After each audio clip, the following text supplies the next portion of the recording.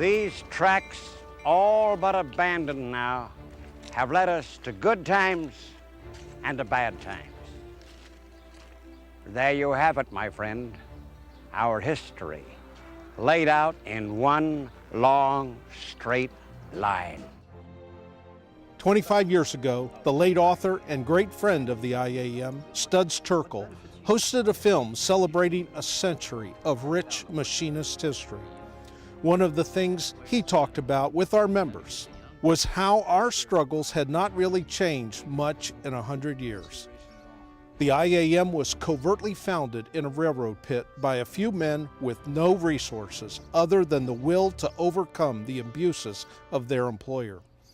What they set into motion became the union we are all a part of. Each and every IAM member owes a debt to our founders. Today, another quarter of a century down the tracks, the IAM certainly has a different look. Our members have changed.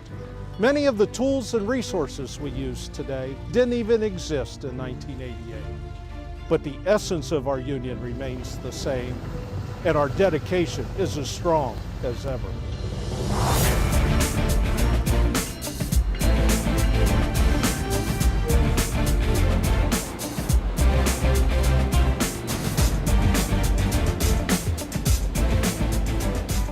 I do maintenance, servicing, and repairs on diesel locomotives. We are down here in the Seal Bay on the 737 line. Working overhead cranes, and we move fuselages, 47, 67, 777, airplane parts, do a lot of shipping. I've been here for 10 years, and I'm what they call a 503-3 engine mechanic. I work for Lockheed Martin, and I'm unionized, and I build a C-130. I work in a tank seal. I'm a restore crew. I'm part of the C5 crew members. Right now we're at the Low Army Heliport here in Enterprise, Alabama at Fort Rucker. I work for AFS, which is Army Fleet Support. And I'm a technical inspector on Black Hawk. Since our founding, the Machinists Union has recognized the necessity to grow, not only in numbers, but in how we provide service to our members. Barely 2 years in existence, the Machinists became international when the first Canadian local lodge was chartered in 1890. What was founded as a fraternal railroad craftsmen's organization in the South rapidly adapted to changes in industry. Geographically, our reach expanded as new demographic groups were added to the organization. Success was gained with the inclusion of more than just railroad machinists. In the early 1900s, women were admitted as members. Apprentices and shop helpers were also included early on. Diversification allowed the IAM to survive when many other unions didn't. Strictly craft unions did not have the balance to weather dramatic changes in their industries. The Machinists' emergence as an industrial union meant that employers could not necessarily isolate groups within their companies. IAM's adaptability proved its strength, and now it is hard to find an industry without our presence. This union's ability to absorb the devastating hits in recent years is directly attributable to our diversity. From 19 men that worked in this building in a pit, maybe right behind us, to me it means so much. I think about what Tom Talbot and the 19 men, you know, they had a big dream, but man, they must be proud of us when they look down today and see what we've done with their idea. And I'm very proud. First of all, being a woman and being part of the IAM, it's something that you take to heart because it wasn't always like that. And I see us being around for a very long time. The IAM being here is a great benefit. I've been out here 28 years.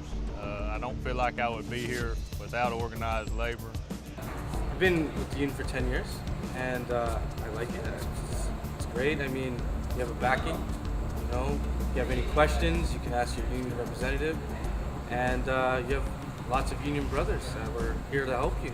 If you look around through every business, the union's played a part, whether it's health and safety, minimum wage, diversity, You know, it started out to represent a total different class of people and a total different group of people to where it's become now, where it's a lot of aviation and aerospace industry.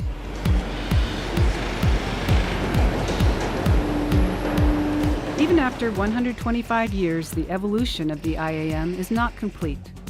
With ongoing changes in the industries we represent, we adapt.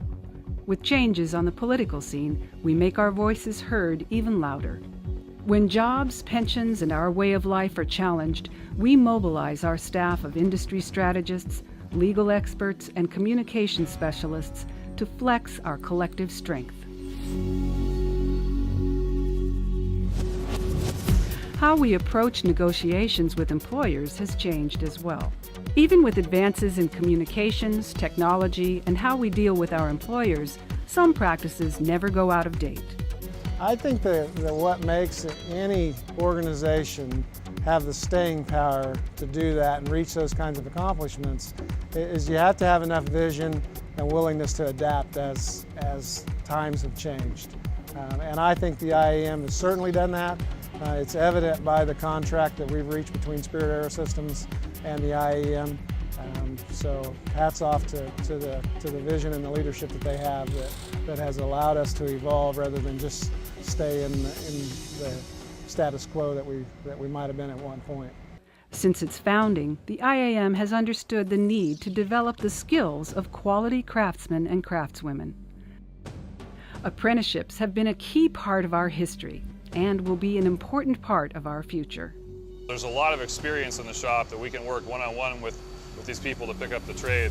And it's a huge advantage because some people are more specialized, they work on the bench every day, some people run this machine or that machine, and it's really nice as an apprentice to go and learn every different part of the job from somebody who's extremely experienced in what they do.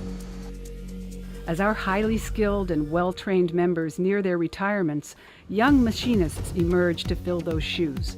These bright and energetic minds help to poise the IAM to become even stronger in the future. And even when our members retire from their jobs, they never retire from their union. The IAM's retiree program is a vital resource in the community and in the political arena. When our retirees mobilize, their footsteps and voices echo in state houses and in the halls of Congress. The fact that I'm still active, I can still hop on an airplane, I can go to Washington, D.C., I can go to Sacramento and lobby our members of Congress for the betterment of the people that I used to work with. Not only is the union doing some of the things that I truly believe in, but they're giving me an opportunity, like doing this video, to express myself and try and make it as positive out there because unions are under attack. And there's no reason for them to be under attack. They've given people and worked together to give people really good rights, good working conditions. IAM membership in the 21st century is more diverse than at any time in history. In 1888, only white, fully trained craftsmen were admitted as members. In the last 25 years alone, the pace of change in North America has accelerated in ways no one could have anticipated. Global trade, as we know it, was in its infancy. Today, our leadership clearly reflects the diversity of our members and the industries that employ them. No one person sets the path we follow. We are guided by men and women who come from our ranks and have a stake in our future. Today, we are recognized and respected globally. Our staff makes use of the most sophisticated and current resources available anywhere. We've come a long way since our union was founded. Although it may not be obvious on the surface, the stakes are just as high today as they were at the beginning. Our challenge is just as great, and the future of the IAM is now in our hands. This poses an important question. 125 years from now, what will the members of the IAM remember about us?